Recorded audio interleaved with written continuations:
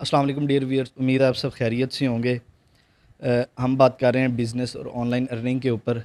अगर आपने हमारी पहले वाली वीडियोस नहीं देखी तो मेहरबानी करके आप हमारी पहले वाली वीडियोस देखिएगा और कमेंट में उनके बारे में अपनी राय से ज़रूर आगाह कीजिएगा।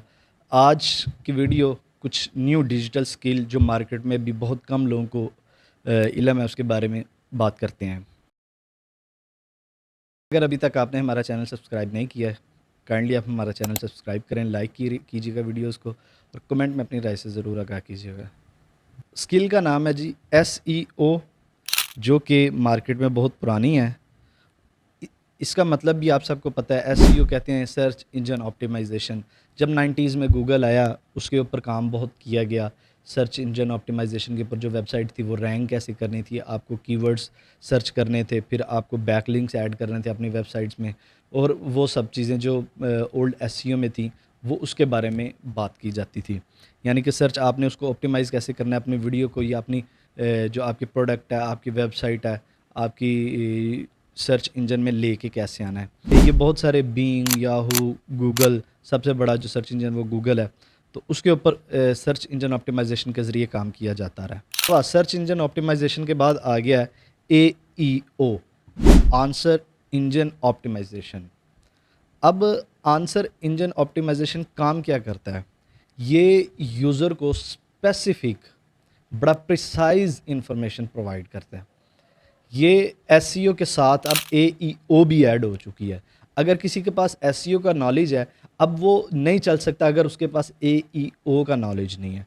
SEO आपको जनरल सा आंसर देती है। आप देख लें, गूगल के ऊपर सर्च करें, आपको एक बड़ा स्पेसिफिक आंसर नहीं मिलता, आपको जनरल सा आंसर मिलता है। आपके पास सिर्फ डिफरेंट वेबसाइट्स आ जाती हैं और वही वेबसाइट आती हैं जिनको आपने SEO के ज़रिए रैंक किया होता है। अगर आपने AEO यानी कि आंसर इंजन ऑप्टिमाइजेशन के भी सीखी है तो आपको एक बहुत स्पेसिफिक आंसर मिलता है जिससे आप क्लियर और कंसाइजली अपने डाटा को प्रोसीड कर सकते हैं। बात आपने देखा है, जैसे मैंने पहले बात की है, जो SEO है वो बहुत जर्नल सा आंसर देता है।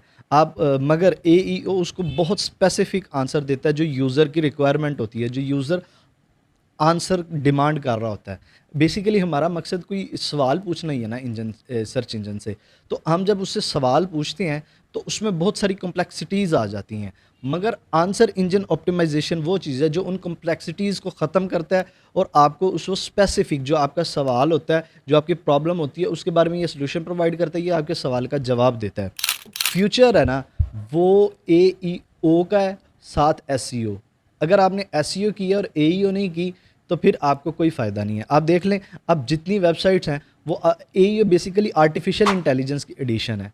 अगर आपने इस आर्टिफिशियल इंटेलिजेंस के एडिशन को अपनी वेबसाइट्स में, अपने पेजेस में इंक्लूड नहीं किया तो आपका आहिस्ता आहिस्ता पेज ऑप्टिमाइजेशन के ग्राफ से बिलो जाता जाएगा। SEO 90s और लास्ट डिकेड्स की बात थी, मगर अब उसके साथ साथ AEO भी ऐड हो चुकी है जो कि एक न्यू डिजिटल स्किल है। इसके ऊपर बहुत कम लोग वर्किंग कर रहे हैं। अब हमें SEO के साथ साथ AEO के ऊपर भी वर्किंग करने की ज़रूरत है। आप देखेंगे इसमें एक सबसे अहम बात, SEO आपको सिमिलर रिजल्ट्स बहुत दिखाता था, मगर AEO आपको स्पेसिफिक जो रिजल्ट्स है वो दिखाता है। वो आपको डिफरेंट रिजल्ट्स नहीं दिखाता, आपको जो आपकी रिक्वायरमेंट होती है उसके अकॉर्डिंग वो आपको रिजल्ट देता है। जो SEO है वो क्या करता है, वो आपकी सर्च रैंकिंग और ट्रैफिक लेके आता है। जो AEO है वो आपको डायरेक्ट आंसर प्रोवाइड करता है, डायरेक्ट।